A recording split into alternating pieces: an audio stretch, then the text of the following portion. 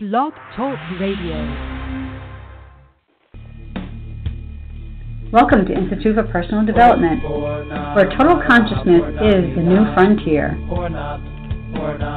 Kriya Yoga is the union of the individual with the divine. Join us as we explore the practices that initiate this process. And good morning. Welcome to the Voice of Yoga. Let's talk consciousness. I am your hostess, Lisa Winton, and with me is Kenny Toy, also known as Swami Jayananda, founder of Institute for Personal Development, located here in Hampton, New Hampshire. Good morning, Swami. Thank you for being here today. How are you? Good morning. I'm doing pretty good today. How about you? I'm doing great. Thanks on this beautiful rainy moon day. Good for my food garden, so I'm loving that. And I want to thank you listeners for tuning in. Today on the Voice of Yoga, we'll be talking about faith more as trust than a system of religious doctrines, how faith is used to assist an individual in the shifting from one source of sustenance to the life force. Listen as we explain how belief is a byproduct of the union with the divine, and religion is the relinking of the individual to the new energy field, the unified field. We'll talk about the unshakable belief that comes with being in tandem with something pure, powerful, and unchanging. So welcome to the Voice of Yoga. We are talking consciousness, and join our Kriya Yoga Spiritual Advance to get the light in your soul and become united with the divine. So, Swami, we've been talking a lot about faith and belief recently. So let's talk about this faith as trust. Now, how is that something that we can learn from, and how do we go about in putting that into our lives? Well, I think a big difference is that you want to make sure that faith is something that you are employing as opposed to something that you believe in. Because I think that's the big difference between how we use faith in Kriya Yoga as opposed to what people call, having faith. Mm-hmm. Because that concept of having faith oftentimes means that you're believing in something that is like unprovable or not necessarily real, like belief in Santa Claus or belief in the Easter Bunny type of a thing.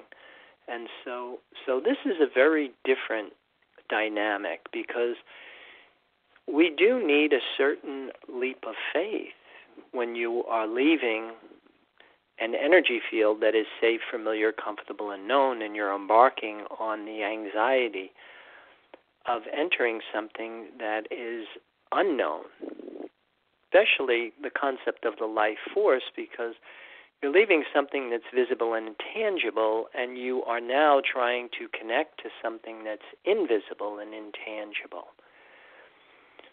But it's very important to understand that the life force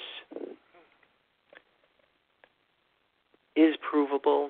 I mean, there is such a thing as your number one need, the thing that is most important to sustain human life.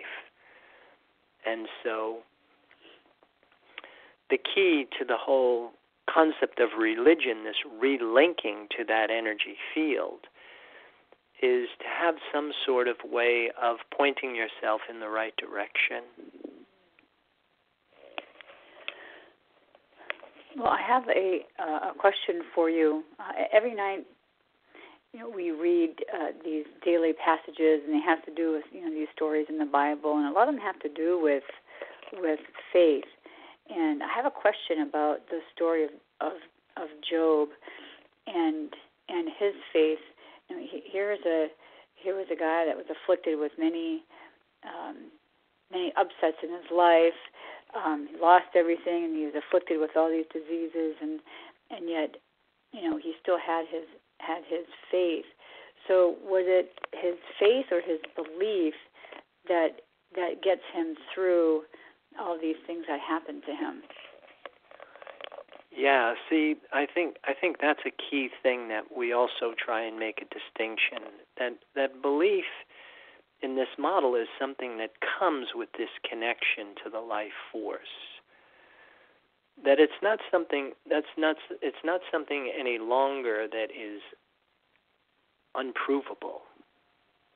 You know that the life force is there for you, and you know that it is unchanging. And so your whole sense of well-being is completely established in a relationship with this resource.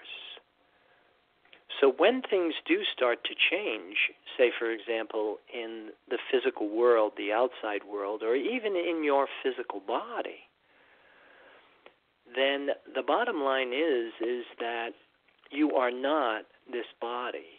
You are not the events, circumstances, and situations in the outside world, that you are spirit.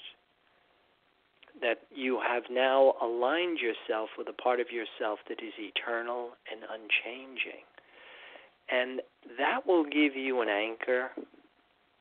I'm not saying that it will eliminate things that could possibly happen to us. I'm just saying that you can make them smaller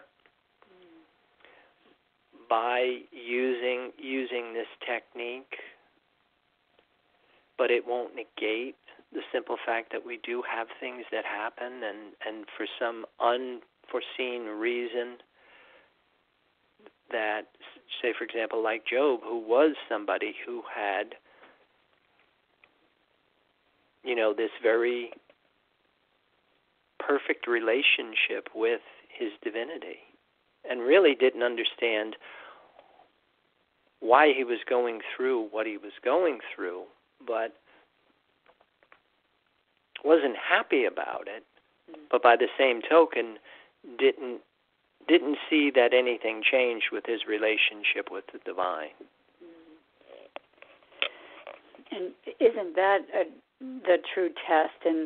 And I've heard people say, or I've heard this expression that the universe or God won't deal you out of hand if you felt like it wasn't something that you could deal with and or learn from.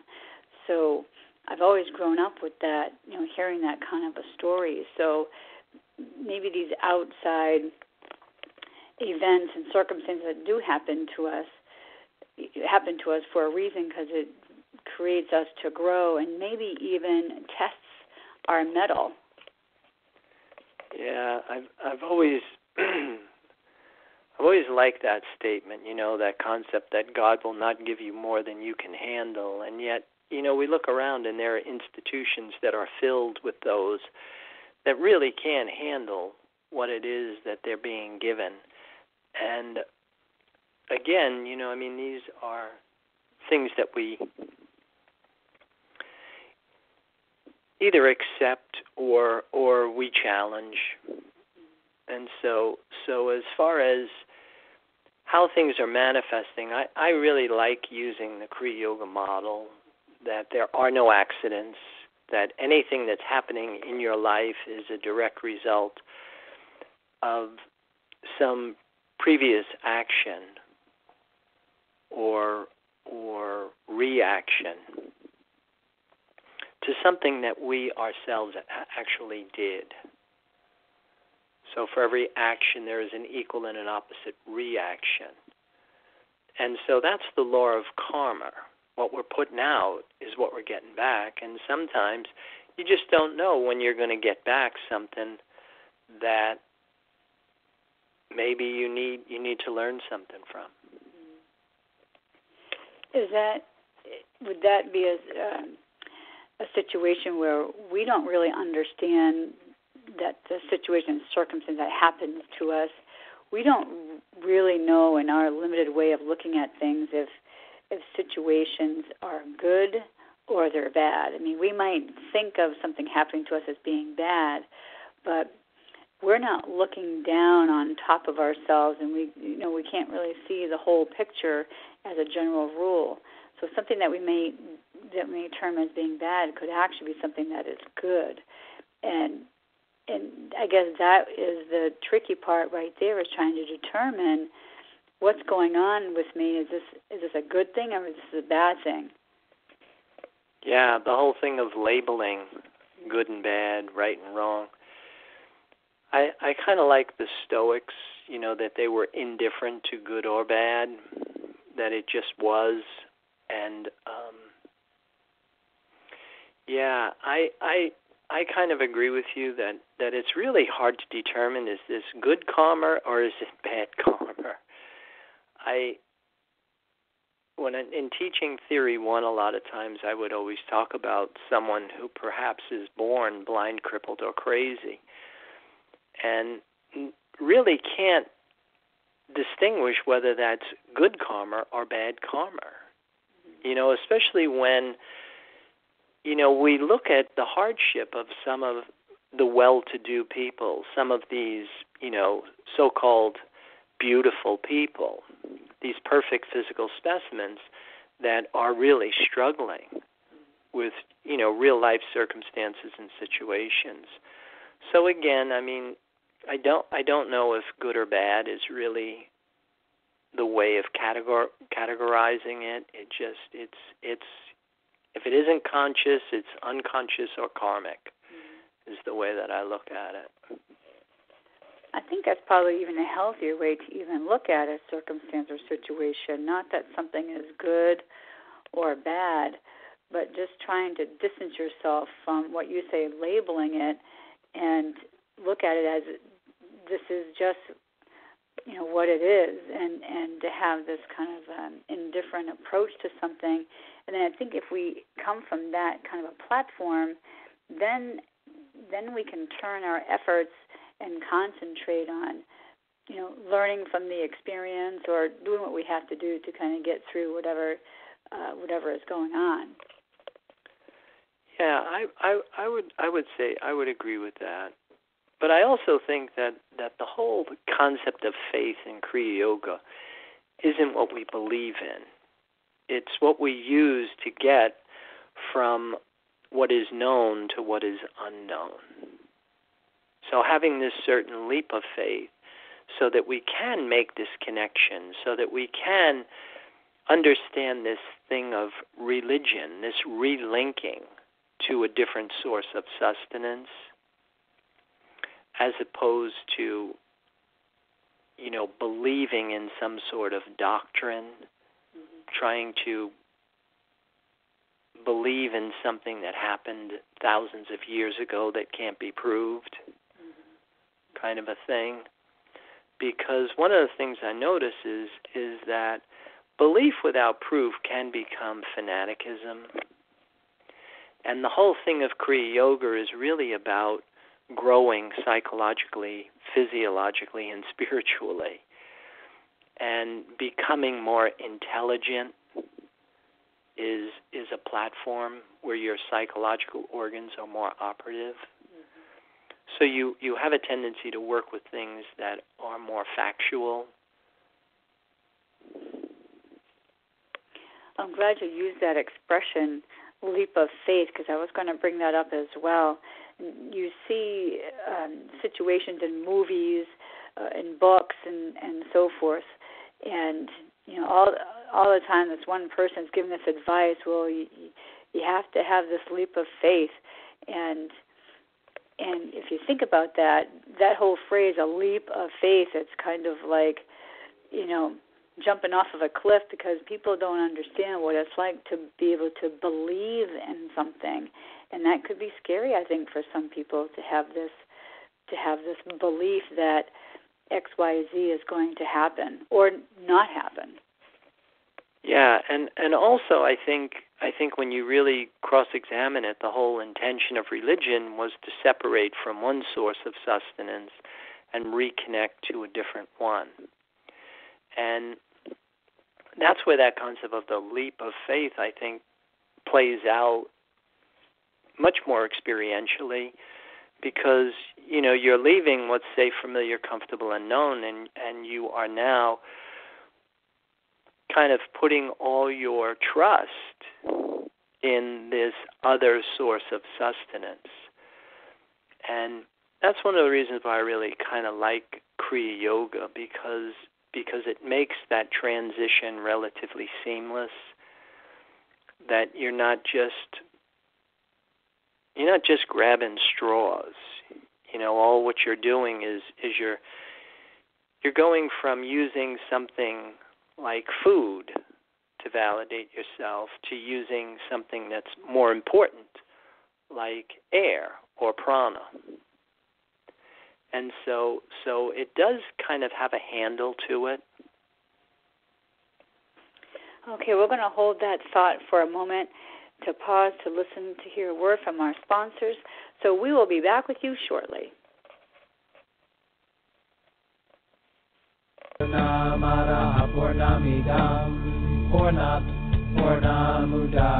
If you are looking for a Samadhi-based experience, IPD Kriya Yoga has the goods. A complete yoga program that includes the practices and the process.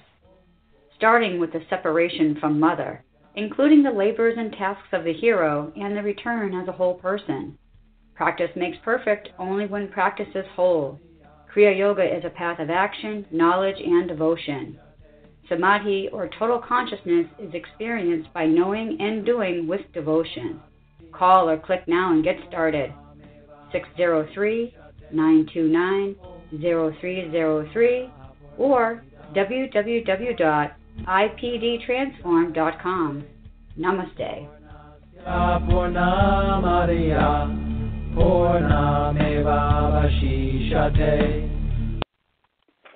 And welcome back. For those of you just joining us, you're listening to The Voice of Yoga, and we are talking consciousness. So, Swami, at this time, I think what we'll do is we'll open up the phone lines and see if anybody has any questions to ask you about our content today. So if you have a question for Swami, you can go ahead and you can ask that anytime. All right, I'm going to continue and ask you some of the questions that I have for you then, Swami. So yesterday we were listening to, on YouTube, a whole snippet about some Will Smith interviews that he did. And he talked about thought, and he talked about his belief system and how he works. And he was saying that you could have a talent or something, but unless you put the hard work in, you could have a skill, but to really hone your skills, you have to put this hard work in. You have to really work it and to make it really something special. And I think that's something that can even be applied to even a yoga practice, for example. Like if you don't put the hard work in, if you don't put in, the time and the effort, then you're not going to realize, the actual benefits. So can we apply that same type of philosophy to belief and faith? Well, I think coming back to what you're saying, the whole thing is, it's not just necessarily just being engaged in what you're doing, because one of the things we always say, practice makes perfect only when practice is perfect. So that's one of the reasons why Kriya Yoga is a path of action, and it's a path of knowledge, and it's a path of devotion. So when you're dealing with somebody who is trying to perfect a level of performance in an endeavor, I think it's a little bit different than when somebody is trying to become a whole person. And of course, you're in a different playing field. And you have different goals and objectives, because the more you read scriptures, the more you understand that there's really only one way that this goes right, and everything else was a sin. It missed the mark. And so in this endeavor, you're going to need the practice, but your practice also has to be perfect. And that's why you need a path of action, a path of knowledge, and a path of devotion in order to be successful in this model. So it's different than trying to perfect the guitar or become a great swimmer or whatever. So my mind keeps going back to folks out there who they may have had a belief in something pure, powerful, and sacred, whether it's from an upbringing or whatever. But due to life circumstances and situations, you hear this expression, well, if there was a God, why would he allow war? Why would he allow people to be afflicted? Why the bubonic plague? Whatever. I mean, fill in the blank. And how does one get through to a person like that and try to get them to understand that there is something else out there that is animating us, there is something out there for us to believe in. Okay, again, I think the thing is that for a lot of people, again, God is some person. It's this cosmic puppeteer. It's this all-knowing, all-loving, supreme being that is kind of overseeing creation. Whereas in the model of Kriya Yoga, God is the force right now supporting your life, and really nothing more. That it is your number one need. And so from that vantage point, then it's not a question of blaming events, circumstances, and situations on this cosmic puppeteer. It's a way of looking how creation is taking place, that it's interplay between these three different dimensions of reality: particles, waves, and this indivisible unified field. And it's this interplay that goes on between these forces. One is creating, one is sustaining, and one is dissolving. And the creating principle of reality is mind. So that's one of the reasons why in Kriya Yoga it's so important to initially gain control of how you think, gain control of your thoughts, because that's how we're creating our reality. And I think more and more if we started to understand that God wasn't a person, but it was this energy field, and that our connection to this energy field changed who we were. Because that's one of the things that we do constantly try and bring up here, is that we need laws to uphold the conduct that we would do naturally if we were humans in the adult state. So that if we make this connection to this more subtle resource, and we experience the calmness, the confidence, and the clarity that comes with that connection, and we start to see that we are much bigger than just a physical body, then our approach to life in general has completely changed, which is very different than when we are self-absorbed and we're all body-bound. And then again, like we were saying, when religion becomes something that you emotionally defend, you become fanatical about this belief. Whereas in Kriya Yoga, it's not belief without proof. It's a certain sense of trust without reservation that this energy field is going to be there for me.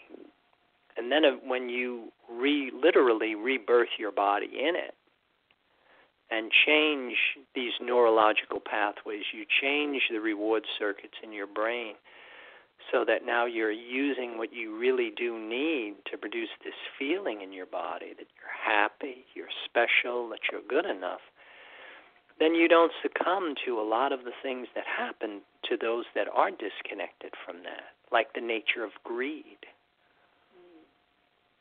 And if you eliminate greed from the equation, look at what happens to a lot of why do we go to war? Either defending some sort of dogma that you think everybody has to follow, or because on some level you are threatened by whatever it is that is surrounding you. So you did mention thought, and so we've been talking on other shows about the power of thought and things like that. So if people have this powerful thought that their faith is what sustains them, then that could be so, right? I mean, if we talk about how powerful thought is, then somebody could have this unshakable faith and belief. Well, again, it's going to come back to what your faith is. Because that comes back to the concept of practice makes perfect when practice is perfect. Again, if you think God is a person, if you think that God is something that is invisible but tangible, then you're drawing from a resource of energy that is limiting, and you won't get the same results. Whereas if you recognize that God is this force right now supporting my life, and you totally turn your sense of well-being over to it, and you now feel connected to this life force, now you're more in compliance with what the scriptures say. The Christian way of saying that was, you must love the Lord thy God with your heart, your soul, and your mind. So that you're basically craving this void or this nothing. And the Buddhist said the same thing. Buddha said the same thing in a very different way. He said we must desire nothing. There's two ways of saying the same thing, but when you go into these communities, for the most part, I mean, people are defending this concept of this image that they call God. And in the Buddhist community, I found most people were trying to stop desire, which is impossible.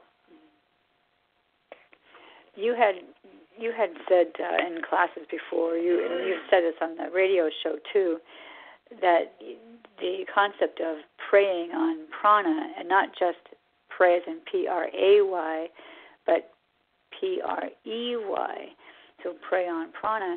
And this is a concept where I see that God of the universe wants us to pray, P-R-E-Y, on prana. That's what he wants, and doesn't even C.S. Lewis talk about things like that as well in his writings about that's what God wants. He wants us as his minions, to know that source of energy is there, and for us to be able to tap into. Oh, absolutely. And that's why we say when you make this concept of God your number one need, then of course you've just elevated to this position of importance that it warrants. Well, I guess it's about that time we have to start closing down our program today. So listeners, thank you for tuning in. You can also visit Swami on the website, www.ipdtransform.com. And once there, you can also post comments and questions and curiosities about our shows and even topics for us to consider for future shows. You can also email me at lisa@ipdtransform.com with any questions you'd like Swami to answer or any comments or show topics. Be sure to tune next week. We'll celebrate Mother's Day, Kriya Yoga style. Swami, any final thoughts or comments about our show today? No, I would just like to encourage people to keep the faith. And with that, I wish everybody a good day. Namaste. And I'd like to thank you, listeners, for tuning into the program, Voice of Yoga. This is Lisa Winton, along with Swami Jayananda, signing off. Have a wonderful Kriya Yoga kind of day. Namaste.